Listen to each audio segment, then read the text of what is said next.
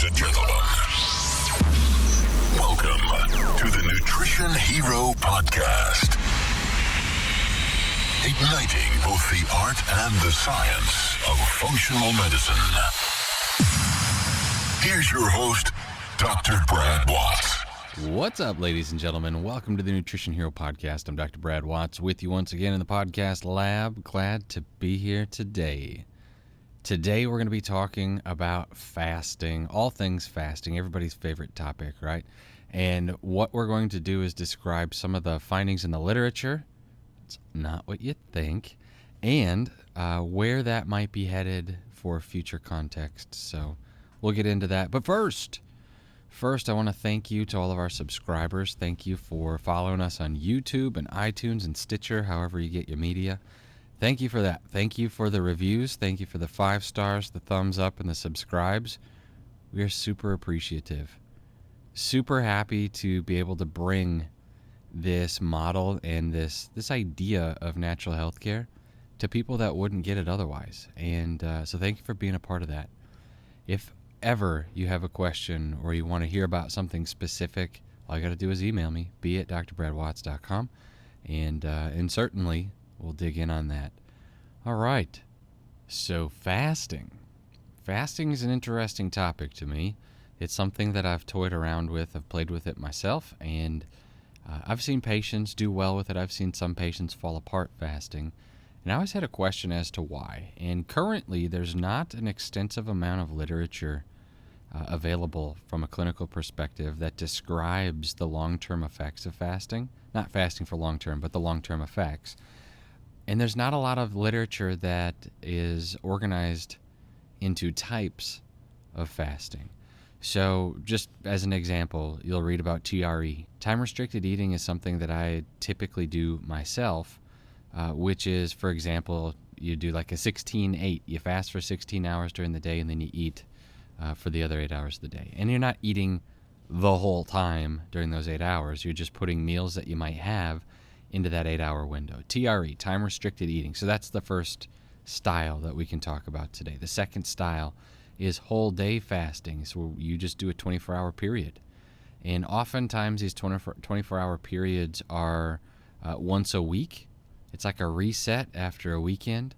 And people will be drinking tea, having hot water, and sometimes they'll have calorie-free beverages that, I wouldn't necessarily condone myself.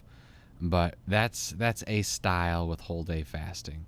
So if you start from breakfast and you go to breakfast the next day, like waking to waking would be an easy plan for that. That's whole day fasting. Alternate day fasting is fasting for 24 hours every other day. And on this style, people that do this every other day, so they're doing this 15 times a month, they're pretty much letting loose on the days that they're eating. Eat whatever they want, whenever they want, and to whatever extent they want. And that's an interesting style. It's a little rough and tumble compared to some of the others, but alternate day fasting is a thing. It's something that people are participating in. Short-term intermittent fasting is fasting with 500 to 600 calories for a couple of days on end. 5 days of regular eating, 2 days of fasting would be, something that people do here, where they're just cutting back calories. Is calorie restricted. When you have patients that are going through a fast scenario, oftentimes they're going to use different language. And so some of the abbreviations that they'll typically come in with will be like this: time restricted feeding, TRF, where they do the 16-8 that I mentioned right away. Sometimes they'll do intermittent calorie restriction, where they'll go 400 to 500 calories 2 days in a row, and then they're normal for 5 days after that. And so that one is ICR, intermittent calorie restriction. And sometimes they have CER. I had this the other day. Patient comes in. Yeah, I do CER. What is CER? Continuous energy restriction. Oh, so you starve yourself. You're just going to go ongoing like that. All right, interesting. It's almost hilarious that the more information that floods the marketplace, it's like these people, every time they have an idea they want to sell, they have to name it something else so they can rebrand the same thing. It's syncopated eating is another one that I've heard, and it just makes me smile. So anyway, the purpose of all of this stuff from a provider perspective has to be a little different than the purpose from a patient perspective. Now, why do most patients fast if they're going to do it? Well, first of all, most patients don't fast. But if they do, why are they doing it? Usually, they're trying to lose weight by calorie restriction. That's it. And if our purpose as providers in fasting or having patients fast is that simple, is that short-sighted, we're going to basically have what could be a useful tool turn into biohacking. I'm not into biohacking. Maybe you are, but I think that's selling it short for what it could do for a patient. So if we go to the literature has a lot to say about different styles and really the effects of the different styles on a patient's physiology. And so this is from an article called Intermittent Fasting Is the Weight Worth the Wait? And it was published in Current Obesity Reports. And so we're looking at this now as a review of literature, existing literature. We're looking at this through the lens of public health. And so you have to make sure that we're talking the same thing. If we're talking straight type 2 diabetes or that type of stuff, the literature is not real clear on that yet. And part of the reason is that where's the money to be made on fasting? There's not. Unless you have a book or an article to sell, there's not a lot of money to be made on fasting, and so nobody's going to fund the research to find this out unless it's through university setting. So anyway, from this article, though, Intermittent Fasting Is the Weight Worth the Wait? We have sectioned different effects on physiology. So the first one is going to talk about glucose metabolism and insulin sensitivity, the results that they found in the clinical literature. And remember, this is a review of other literature. So this is an article that is basically summarizing all of the information that's out there in internet world right now. This is their summary on glucose metabolism and insulin sensitivity. Because intermittent fasting in animal studies was associated with decreased serum glucose and insulin, shocker, these beneficial effects were anticipated in humans. However, human trials have shown only stable or decreased fasting insulin with no change in fasting glucose. Okay, so get that. That means insulin's gone down without glucose going down. This is not controlling for patients that have type 2 diabetes. These are considered, quote-unquote, healthy individuals. Healthy individuals. So why would you expect their glucose to go down? All right, this author is a little disappointed that the glucose didn't go down in a healthy population. Thus, while some animal studies suggest an association between intermittent fasting and insulin sensitivity, the results may not be extrapolated to humans. Here's what they're basically saying. Because you can get a mouse to decrease their glucose and insulin, they expected that through intermittent fasting, you would also be able to see a group of healthy, dreaded air quotes, healthy individuals also reduce insulin and glucose. The problem is that only the insulin went down. How come? Because when we have insulin sensitivity, and so they're looking at insulin sensitivity as a reflection of glucose levels coming down, your body has protective mechanisms that will force glucose levels back up, or at least maintain its set marker. So this is really interesting. This is like the diabetic that gets over-medicated. Their body starts trying to jack up sugar levels even though they're on medication to lower sugar. And so I think it's funny that that's what we're talking about here in this study. I would say that that's a success that you can see through intermittent fasting. Insulin levels, serum insulin levels go down while blood sugar levels remaining the same. Blood sugar balance is more important than low blood sugar, obviously. So that's an interesting observation on their part, and they looked at 4 or 5 different studies that were reflecting the same types of findings. Let's keep pushing through the different effects that are noted here, and then we'll tie it all together in the end. But the next one up would be cardiovascular effects. The authors admittedly are going to describe that there is a very small amount of literature in the cardiovascular effects of intermittent fasting for humans. However, there are a bunch of lab rat studies, and they found in 2010, they cite here, that intermittent fasting compared to daily calorie restriction improves glycemic control and protects myocardium against ischemia-induced cell damage and inflammation. See, that's interesting to me because you would imagine that controlling the energy intake, the volume load on a daily basis, would have a very similar effect. But what they're finding as intermittent fasting, but what they're finding in this research is that calorie restriction does not provide the same benefit as these patients going hog wild every other day. That is really interesting. So alternate day fasting in same mice for 4 weeks was associated with decreased proportion of visceral fat, increased adiponectin, cool, decreased resistant, cool, and improved lipid profiles. Alternate day fasting. And it's not, and remember, when we talk about alternate day fasting, we're not talking about, one day not eating, then the next day you're only having 300 calories. We're talking about whatever you need the next day. So that alternate day fasting is an interesting model to think about. There's something to say about not introducing your body to food for a 24-hour period. There's something really powerful about that.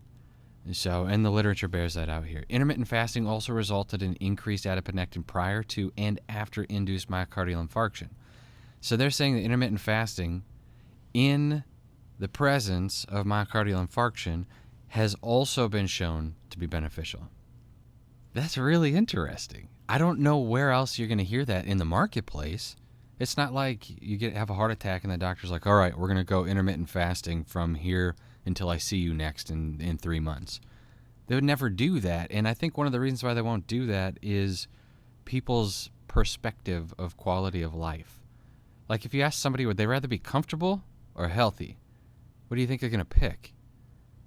Right? And if you lay out what does comfortable look like, most people are going to pick comfortable, as evidenced by the massive amount of chronic disease in the United States today. That's something, man. They go on to mention here even further before they end this part of the study.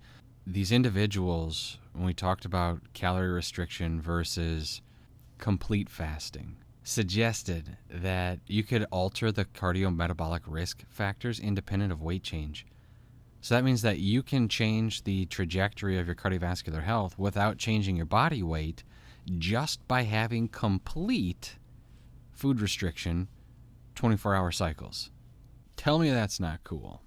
Here's another study that they cite where they're following around people that are part of LDS.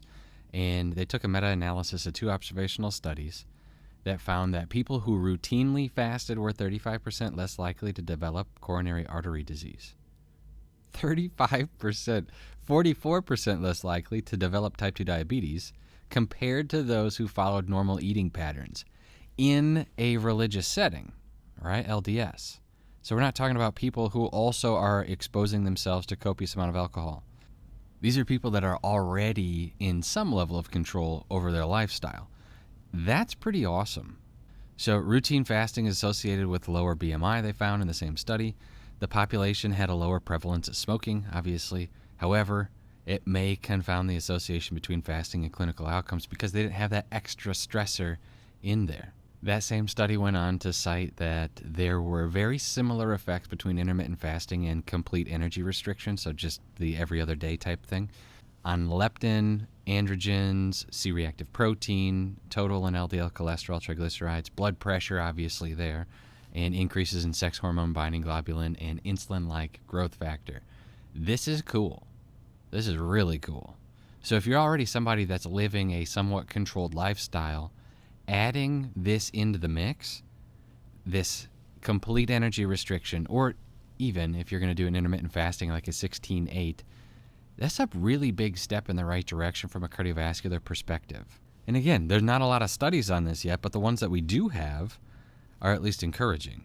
The next section of what's turning out to be a pretty wonderful article, obviously, it talks about the effects on impact in aging and cognition.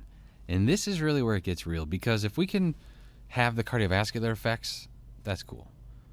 Right? If we can have the metabolic effects, that's cool. But effects you can see, like aging, that's interesting. And maybe it's the vanity that we all have. But so anyway, once again, not a lot of human studies on this, but animal models providing some of the preliminary evidence that this is delaying aging. Fasting, delaying aging. It's almost like there's judgment in food, you know? Anyway, evidence includes improved biomarkers, reduce oxidative stress, preserve memory. That's pretty neat. When we talk about oxidative stress, remember it's the balance between reactive oxygen species and antioxidant defenses that we're really trying to coordinate. We talked at length about reactive oxygen species when it comes to metabolism. The controlled fasting, even the alternate day fasting, but the restriction reduces age-related deficits in cognitive and motor function in animal models across the board right now. So we can obviously reduce serum glucose and insulin, as I mentioned here, in mouse models, but also seeing the weight stabilize is pretty cool. One of the other findings that I thought was pretty cool from this is that they were able to look at your ability to respond to stress after fasting. And they found that you had increased stress resistance at a cellular level post intermittent fasting. That's amazing. Right now, what do you do? What's your MO if you get stressed out? What do you do? A lot of people go right to the food, emotional eating. What do you do after a long, hard day? What do? You come home and you have your favorite food, whatever it might be. Right? Some people, it's emotional drinking. Some people, it's stuffing their face with ho-hos, whatever it might be. Maybe we don't call them ho-hos anymore. I think they're called Swiss cake rolls now. But the point is that when you look at the impact that fasting has on the human physiology, the question is how come our actions don't match up with where the benefits are? What are we really trying to satisfy? Are we trying to get healthier, or are we trying to satisfy the emotional drive that we think is the problem? Do you see what I mean? If the patient progress is tied up in them having some level of fasting, if patient progress is tied up in that, how come we're devoting so much time and energy to satisfying the emotional issues that people feel like are their main concern? It goes back to what I told you 5 minutes ago maybe. And it's that if people have a choice between being healthy and comfortable, most people are going to pick comfortable. The longer I practice, the more I feel like that is reality. One of the things to look out for when you're talking about intermittent fasting with patients is strategy. You don't want to do intermittent fasting with somebody that has history of eating disorder, especially bulimia. You don't want to give them any opportunity to drive an emotional eating pattern if they're doing like an every other day situation. Even if they're doing 16-8, sometimes that can be a little grueling depending on what you have to do in the morning or in the evening. I've had experience with that myself. So just make sure you're being smart about who you're pairing this stuff with. If we had to break it down and say what's best, based off of what the research is saying here, if you're dealing with patients that have metabolic issues and they can tolerate an every other day, if they can tolerate an every other day fast, 24 on, 24 off, that looks to have the most beneficial effect. If they can't do that, then you're looking at a 16-8 coming in second place. If you're looking at calorie restriction and just saying, well, we're going to do 500 calories every day, the benefits aren't there compared to the on and off. Before you ever go out and do anything with a patient as it relates to fasting, I would suggest that you do it yourself so you can feel all the feels. Know what it feels like to avoid food, the thing you've been relying on for life itself for like 40 years or however old you are. You got to do it. You got to try it out yourself so that you can communicate, you can speak to the experience of it as well.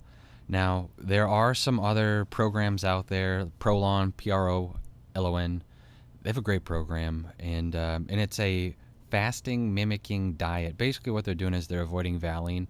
They're avoiding food that triggers those energy intake pathways that tell your brain, hey, I had food. They're avoiding food that triggers insulin surges. They're avoiding food that basically is going to shut off the fasting state. And if you've never done it before, it's like a 5-day program, depending on which one you choose. But I did a 5-day program. And the first 2 days were really rough, I got to be honest. Day 3, I woke up and I felt amazing. Day 4, I felt amazing. And yes, you see your body weight come down. I lost quite a bit of inflammation. And I also lost my desire for food. I wasn't hungry after 2 days. It turned off. And so what Prolon does is they send you all of the food you're supposed to be eating for that week. It's like $240 or something like that. And they send you the whole week's worth of planning. So you have some beverages that you got to drink and some food that you got to eat at the right time. And it's set up by day. Like, you can't mix the days up. And there's some clinical research behind it that will show an average of 5 to 7 pounds lost for an individual. And that's cool, but remember, after reading all of this research here today, the best part about it is what you're doing on a cellular level. It's the cardiovascular effect, the metabolic effect, the anti-aging effect, the cognitive effect. And I think that's the thing to remember. So one of the reasons why I tried Prolon is I had somebody ask me about it. And one of the things that I decided was important was to be able to do a fast for longer than 2 days. Because I'd never done any fasting longer than 2 days. And if I fast longer than 24 hours, what I find is that I get cold. My metabolism starts to, die down a little bit. And I get freezing cold. And that did not happen with Prolon, as you're giving your body food that's not turning off the fasting state. I didn't feel my metabolism begin to shut down. I didn't feel my cognitive function begin to wane. I didn't feel that. If anything, I felt both of those things enhancing. It's very interesting. So if you've never done anything like that, check it out. If you want to do something that's more of a long-term fast, or I should say longer-term fast, check out Prolon. It's a pretty cool process without a lot of hassle. So that's nice. I was discussing with my wife, how do you implement this stuff with your patients without destroying their lifestyle? And she had a good point. The lifestyle is what got them to the office in the first place. You do need to destroy their lifestyle. Their lifestyle is making them ill. And a phenomenal reset to somebody's terrible lifestyle is to just unplug it. Just push stop. And a great way to do that is with a controlled fast. It's under supervision. You're helping them rebuild the physiology they just spent 60 years destroying. And I really do think that there is something about fasting that leads to better mental clarity, especially when it comes to food. Nobody spends time away from food in the United States. Most people have no idea how controlled by it they are. They eat breakfast to think about lunch. They eat lunch to think about dinner. Our days are planned around it.